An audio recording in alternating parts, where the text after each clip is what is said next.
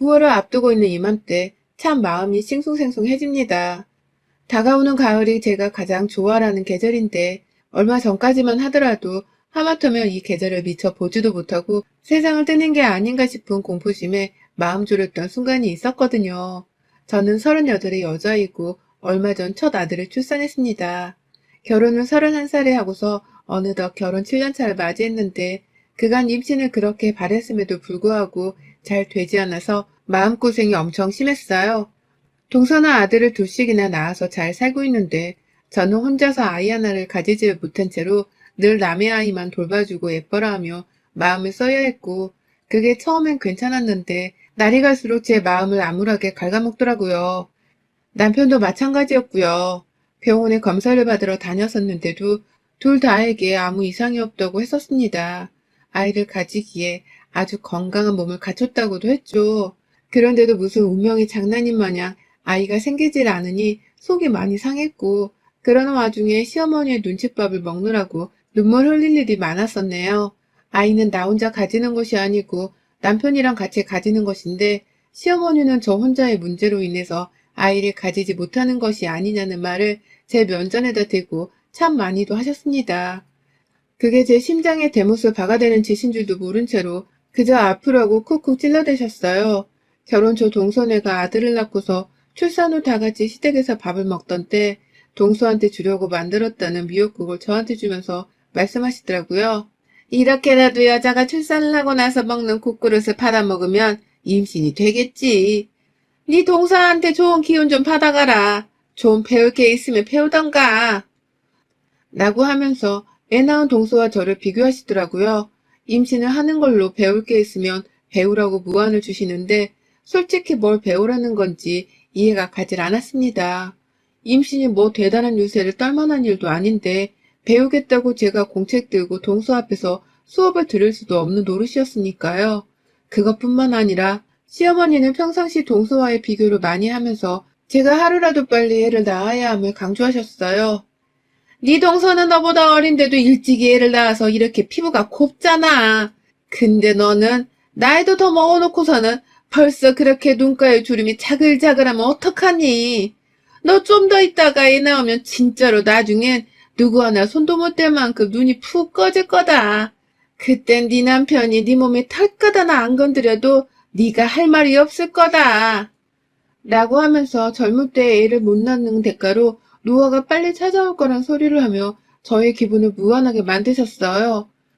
지금 생각해보면 당시에 저는 분명 어리고 지금보다 훨 젊었는데 어머님은 따뜻한 소리는커녕 자꾸만 가슴에 비수를 꽂아대는 말만 해주셨죠. 그 와중에 동서도 가운데에서 많이 눈치가 보였는지 요즘은 애를 다 늦게도 잘 낳아요. 라고 하면서 저를 위로해주는 말을 건네주곤 했지만 바로 옆에서 어머님이 에휴 그게 다 뭔 소용이냐. 빨리 낳고 빨리 애 크는 걸 봐야지. 애미가 다 늙어서 애를 낳는 게 무슨 소용이냐고. 라며 동서의 말까지 묵살을 시키셨습니다. 그때 알았어요. 그저 어머님이 원하는 건 하루라도 빨리 남편의 애를 낳아서 어떻게든 키우라는 것이라는 걸요. 하지만 하늘도 무심하기 싫이 제게는 아이 소식이 정말 오래도록 찾아오질 않았습니다. 그 사이 병원에서 받은 검사 결과를 시어머니께도 말씀을 드렸는데요. 어머님은 제 몸이 정상이라는 것에서 다행이라며 기뻐하시기는커녕 네가 정상이라고? 아니 네가 왜? 어떻게 네가 정상일 수가 있어? 너 그 병원 제대로 찾아간 거 맞아? 돌팔이 아니냐고. 라고 하면서 검사 결과를 부정만 하셨어요. 제가 분명히 불임이든 뭐든 문제가 있어서 임신이 늦은 것이라고 생각을 해오셨다가 갑자기 제 몸이 정상이라고 하니 꽤나 혼란스러웠던 것이었죠. 그래도 그렇지. 어떻게 며느리 몸이 건강하다는 말에 그럴 리가 없단 말을 하면서 돌팔이 의사가 아니냐는 말을 하실 수 있는지 정말 어머님의 말 한마디 한마디가 너무 밉고 매정하게 느껴졌습니다. 하지만 아무 곳에도 저의 이런 마음을 풀거나 얘기할 수 있는 사람은 없었어요. 친정 부모님께 걱정을 끼쳐드리고 싶지 않아서 엄마한테도 제대로 이 일에 대해 말을 할 수가 없었고요. 그래서 그냥 우리 부부는 딩크족 같은 걸 하면서 살아보고 싶어서 아이를 아직 미루고 있다는 식으로만 말을 하면서 깊은 대화를 나누려 하지 않았죠. 그 사이 남편은 제가 유일하게 믿고 의지를 하면서 함께 아이를 가져보고자 노력을 해오던 가장 가까운 제 동반자였는데요. 언젠가부터 시어머니가 저를 달갑지 않게 생각을 하자 남편도 덩달아 제게 무심해지기 시작하더라고요. 처음엔 정말 임신을 하려고 노력도 많이 하고 시어머니가 쓴소리를 하셨을 때 바로 반박을 해주지는 못했지만 집에 와서 저를 달래며 아이만 가진다면 다 잘 될 거라는 말을 하며 위로를 해주곤 했습니다. 그래서 저도 어떻게든 이 결혼 생활을 버티며 살 수 있었던 것이었어요. 그런데 재재작년쯤부터 남편이 조금씩 달라지기 시작했어요. 딱 임신을 하기 2년 전쯤부터였는데요. 시어머니가 임신을 가지고서 또 시댁에서 저를 타박하시려고 하면 남편이 그 말을 거들기 시작했습니다. 알겠지? 새겨들어. 라고 하면서 말이죠. 원래 혼내는 시어머니보다 말리는 시누이가 더 밉다고 하잖아요. 제 남편이 딱 그 속담에 시누이짓을 하기 시작한 겁니다. 당시 저는 멀쩡한 몸뚱이를 놔두고서 단지 임신을 해야 한다는 이유만으로 시험관 시술도 받고 있었는데요. 몸은 몸대로 힘들어 죽겠는 와중에 남편이 더 이상 제 편이 아닌 것 같다는 생각에 내가 아이를 왜 가져야 하는지에 대한 궁극적인 의문이 들더라고요. 내 편이 되어주지 않고 나와 함께 아이를 낳고 싶어 하는 것도 같지 않아 보이는 저 남자의 아이를 내가 가지기 위해서 굳이 시험관 시술을 해야 하는지에 대한 의문 말입니다. 그런데도 참 의문이었던 건 남편은 끝까지 저와 아이를 가지고 싶어 했어요. 그래서 어떻게든 제가 시험관 시술을 받으러 갈 때마다 제 비위 혹은 제 기분을 전적으로 맞춰주면서 병원을 가게 만들었고 또 주기적으로 저와의 관계를 가지면서 애가 생겼는지 임신 테스트기까지 가져다 주면서 임신을 재확인하려 했어요. 그쯤 되면 제가 먼저 애를 안 가지겠다고 당당히 나섰어야 했는데 저도 너무 아이가 가지고 싶고 또 아이에 대한 욕심이 있었는지라 어떻게든 임신을 하는 데에 사활을 걸었습니다. 그러면 시어머니와 남편과의 관계도 조금은 더 개선이 되지 않을까 하는 생각을 하기도 했고요. 제가 미움을 받는 게 다 아이 하나 때문이라 생각하면서 임신을 하려고 했고 결국 저는 노력 끝에 작년에 자연임신이 되었습니다.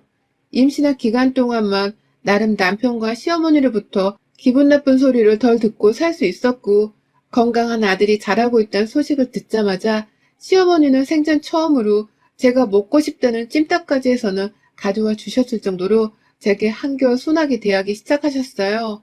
이전에 공격적이었던 태도는 온데간데 없고 말이죠. 그러니 남편도 저와 시어머니를 지켜보면서 조금은 더 자상하게 저를 대해줬고요. 임신을 했다고 해서 제가 대단한 유세를 떤 건 절대로 아니었지만 남편도 자기 나름대로 제 신경을 건드리지 않으려 하는 걸 저는 분명히 느낄 수 있었습니다. 조금 달라진 남편의 태도에서 말입니다. 그리고 얼마 전 저는 아들을 하나 낳았어요. 하지만 아이를 낳기 전 저는 정말 딱 죽고 싶다는 생각 말고는 아무것도 들지가 않았어요. 제가 출산 날짜를 조금 남겨둔 상황에서 조기 진통이 온 바람에 병원에 먼저 실려가게 되었습니다.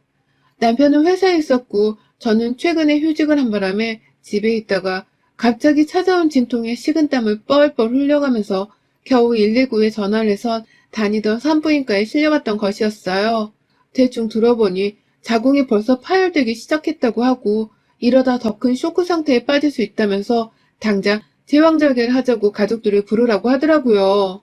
이미 병원 측에서 제 남편의 연락처를 알고 있었기 때문에 남편이 회사에서 병원으로 오고 있다는 소식도 들었고요. 딱 그렇게 소식을 듣고서는 계속 병실에 간호사들 확인을 받으며 누워있었어요. 몸은 아파 죽겠고 아이를 살리려면 응급으로 제왕절개를 하라고 하는데 저는 뭐가 뭔지 모르겠어서 미치겠더라고요. 몸은 아파오는데 이러다가 내 몸과 아이가 다 잘못되지는 않을까 하는 생각이 들어서 말입니다. 그런데요, 분명 수술을 해야 한다고 선생님이 말씀하셨고 그와 동시에 남편도 병원으로 오고 있다는 소식을 한참 전에 들었기 때문에 바로 수술이 곧 진행이 될 줄 알았습니다. 그런 줄 알고서 내내 남편을 기다렸어요. 더 정확히는 빨리 수술을 할 수 있기만을 기다렸습니다. 그래야 제가 느끼는 통증도 그리고 제 뱃속에서 어찌 될지 모르는 아이도 건강하기라도 볼 수 있을 테니까요. 그런데 아무리 기다려도 정말 한참을 기다려도 제 수술이 진행되지를 않더라고요. 병실 밖에서 다들 바쁜 건지 저를 보러 오는 선생님들은 안 계시고 얼핏 듣기로는 남편의 목소리가 맞는 것 같은데 밖에서 병실 안으로 들어와 저를 볼 생각도 안 하고 뭐가 뭔지 모르겠어서 정말 한참을 짓지 않은 사이 저는 정신을 잃었고 잠시 감았다 눈을 떠보니 저는 이미 아이를 낳은 후였습니다. 옆에서는 친정엄마가 내내 제 손을 잡고 계셨고 남편은 어디로 간 건지 주변에 보이지도 않더라고요. 눈 뜨자마자 뭔가 헐렁해진 제 배를 어찌 만져보다가 엄마한테 남편의 행방을 물으니 엄마는 계속해서 네 몸부터 신경 써 라고 하면서 남편을 더 찾지 못하게 하셨습니다. 그리고 저는 제가 긴급으로 전신마취를 해서는 제방절개를 잘 끝마쳤다는 소리를 들었고 그래서 최소 8시간 동안만이라도 소량의 식사만 해야 한다는 소견을 받고선 병원 밥을 끄적이며 먹었어요. 힘을 차려야 아이도 보고 빨리 쾌차를 해서 병실을 나갈 수 있을 테니까요. 그렇게 밥까지 먹고서도 1시간 정도가 더 지나서야 남편이 병실 안에 들어와 저를 살펴보더라고요. 어디 갔었냐는 말에 아무 말을 못하곤 그냥 괜찮아? 몸은 어때? 라면서 옆에 계신 저희 엄마 눈치를 아주 살살 보면서 제 상태를 확인하더라고요. 누가 봐도 저희 엄마가 무서워서 찍소리도 못하고 있는 사람 마냥 말이죠. 하지만 저는 전신마취를 한 후유증으로 인해서인지 몸에 무리가 많이 가서는 몸 상태가 많이 안 좋았고 그래서 남편의 기분이나 상태를 더 신경 쓸 수가 없었습니다. 일주일 정도 계속해서 입원을 해 있었고 퇴원을 하면서는 친정 부모님과 친정 오빠의 도움을 받아서는 함께 저희 집으로 갔어요. 계속해서 제 옆에 붙어 계시려고 하는 친정 가족들이 조금 이상하기도 했고 모습조차 드러내지를 않는 시어머님의 태도마저도 이상했어요. 그렇게 애를 기다리셨던 분이셨는데 병원에 찾아오지도 않고 계시니 의아할 수밖에요. 그와 동시에 남편에게 너무 적대적으로 대하는 엄마의 태도도 분명 이상했습니다. 남편이 저를 조금이라도 부축을 하려고 하면 옆에서 남편을 째려보고 급기야 걱정이 되긴 해? 어? 이 상태를 보니 이제야 좀 심각성을 알겠어? 라며 확 표정이 변해서는 쏘아대는 엄마의 태도가 정말로 의아했지만 일단은 내버려 뒀어요. 제가 수술을 받기 직전에 밖에서 병실 안으로 들어오질 않고 있던 남편의 목소리가 생각이 나면서 뭔가 저희 부모님 앞에서 잘못을 한 게 아닌가 싶은 직감이 들었거든요. 그리고 전 그날 집에 돌아오자마자 벌어진 싸움으로 인해서 모든 사실을 전해 듣게 되었어요. 전 정말 꿈에도 몰랐습니다.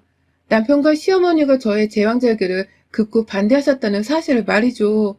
너무 아픈 나머지 충격에 기절을 했고 제 상태가 너무 응급이었는지라 바로 제왕절개 수술이 들어갔었던 모양이더라고요. 하지만 저는 정신을 잃었던 나머지 수술이 시작되던 그 과정을 모조리 다 기억하지 못했고 그래서 깨어나고 나서도 뭐가 어떻게 된 건지에 대해서 전혀 알 수가 없었습니다. 그래서 누구를 탓하거나 물어볼 새도 없이 제 아이와 제 몸 걱정하느로만 정신이 없었어요. 그런데 집에 들어오자마자 친정엄마가 저를 침대에 눕히고는 밖에서 우셨나 보더라고요. 무사히 저를 집까지 데려온 것에 대해서 다행이라고 하면서 말입니다. 그걸 왜 울어 엄마?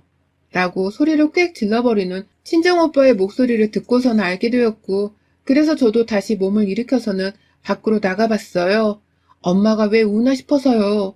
그런데 그 순간 오빠가 엄마를 달래다 말고 저 자식 내가 진짜 조금만 더 일찍 병원에 왔었음 벌써 반 죽여놨어. 라며 남편을 향해 갑자기 달려들었어요. 그 바람에 아버지는 남편에게 달려든 오빠를 막겠다고 중간에서 막아섰고 남편은 남편대로 찌질한 새끼 마냥 저희 오빠로부터 도망치겠다며 뒷걸음질을 치고 있었고요.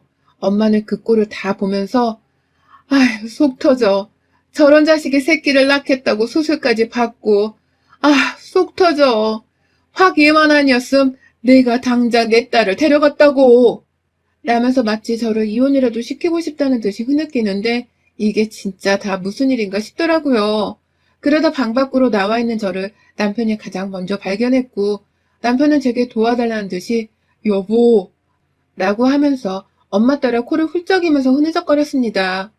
그런 남편에게 가려고 하는 저를 향해서 오빠가 야, 저 새끼가 너 반은 죽일 뻔한 거 알고 달리는 거야? 너 자궁 파열된다고 빨리 제왕절개를 해야 한다고 하는데 니네 시모랑 네 남편이란 자식들이 병원 앞에서 절대로 제왕절개는 안 된다면서 너를 그냥 수술도 안 시키고 방치하려고 한 바람에 너 진짜 까타가면 큰일 날 뻔했어. 다행히 병원에서 우리한테 연락해줘서 다행이었지. 우리마저 없었음. 너 지금쯤 그냥 죽었어, 이 자식아. 네가 달랠 건 저 자식이 아니라 엄마야. 알아? 라면서 말을 해주더라고요. 자신도 너무 놀랬었는지 가슴을 안도시키며 제게 말을 하다가 감정이 북받쳐서 울먹이는데 저 진짜 그때 남편에게 받았던 배신감은 이루 말할 수가 없었습니다.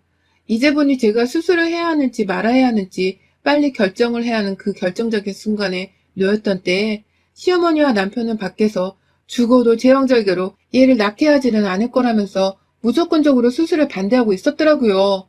그 이유도 무려 얘가 덜 똑똑하게 자랄 것이 분명하다는 이유였었습니다.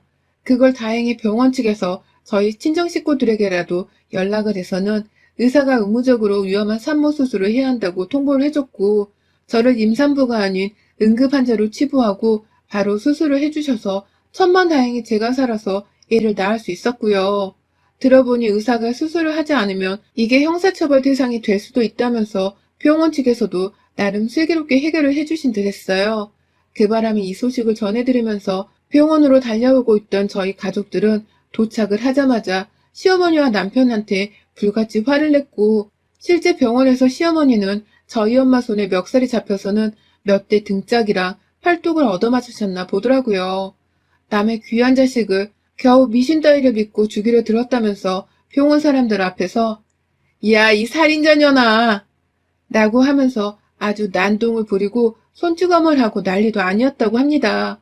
그래서 시어머니는 저희 친정엄마가 무섭다면서 바로 그 자리에서 도망을 쳐버린 채 그 후 친정엄마가 제 옆에 꼭 붙어 계시는 동안 내내 찾아오질 않았던 것이었고요.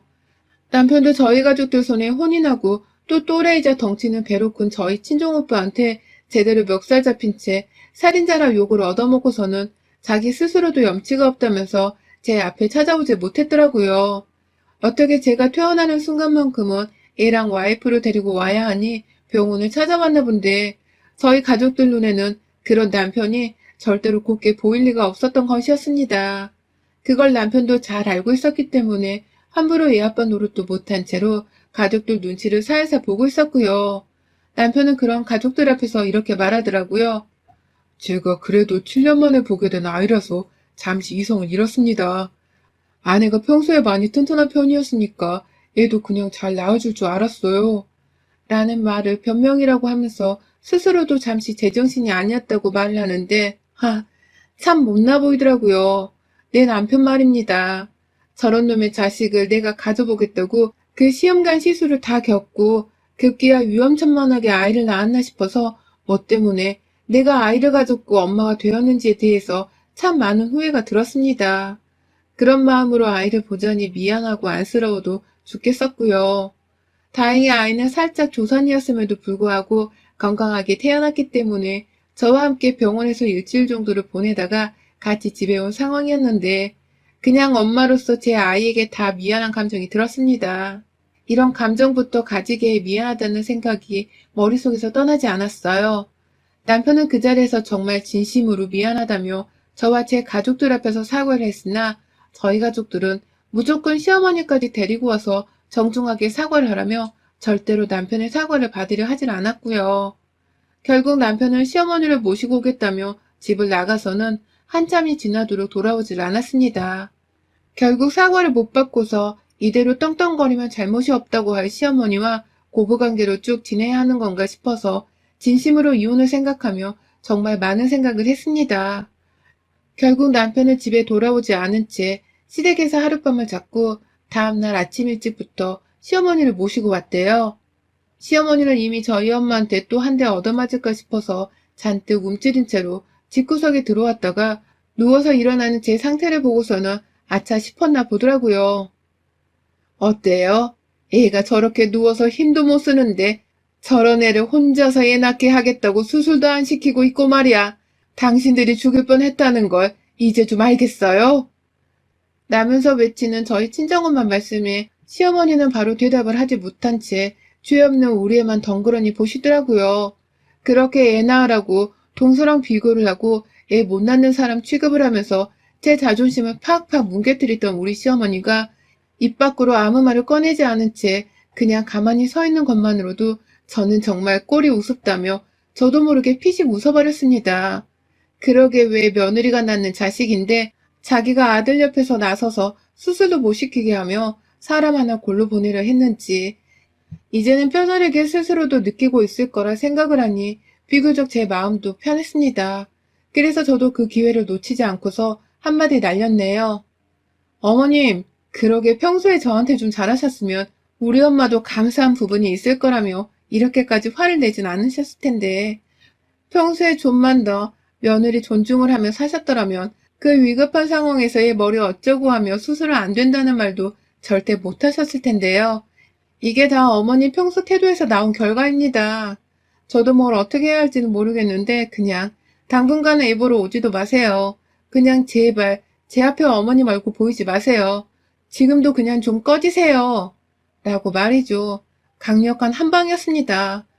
며느리 입에서 꺼지라는 말을 들을 줄은 본인도 절대로 모르셨겠죠. 그래서인지 적잖게 충격이란 표정으로 정신을 못 차린 채 가만히 서 있다 밖으로 나가시더라고요. 그것도 저희 아버지 손에 이끌려서 말이죠. 그 후 저는 최대한 제 몸을 먼저 생각하면서 집에서 안정을 취하는 중이랍니다. 남편은 이러다 제가 애 데리고서 이혼이라도 해버릴까 싶은 건지 안절부절 못하며 예전 모습대로 제게 최대한 잘해주려 노력을 하더라고요. 그게 성에 안 차서 문제이긴 하지만 그래도 뭐 임신 못해서 눈치 보던 시기에 비하면 지금은 너무나 양반이었습니다. 당분간은 그저 이렇게 저와 아기한테만 신경을 쓰면서 몸조리만 잘 하려고 해요. 더는 시어머님 목소리를 듣고 싶지 않아서 애를 보여주는 것도 남편을 통해서만 하려고요. 내 부모도 아닌데 굳이 의절하지 않고 살 이유도 없다고 생각이 되어서 전 이제라도 내 마음 편한 대로 내가 원하는 대로만 딱 적당히 거리를 유지하려고 합니다. 여러분의 생각은 댓글로 남겨주세요. 오늘도 시청해주셔서 정말 감사합니다.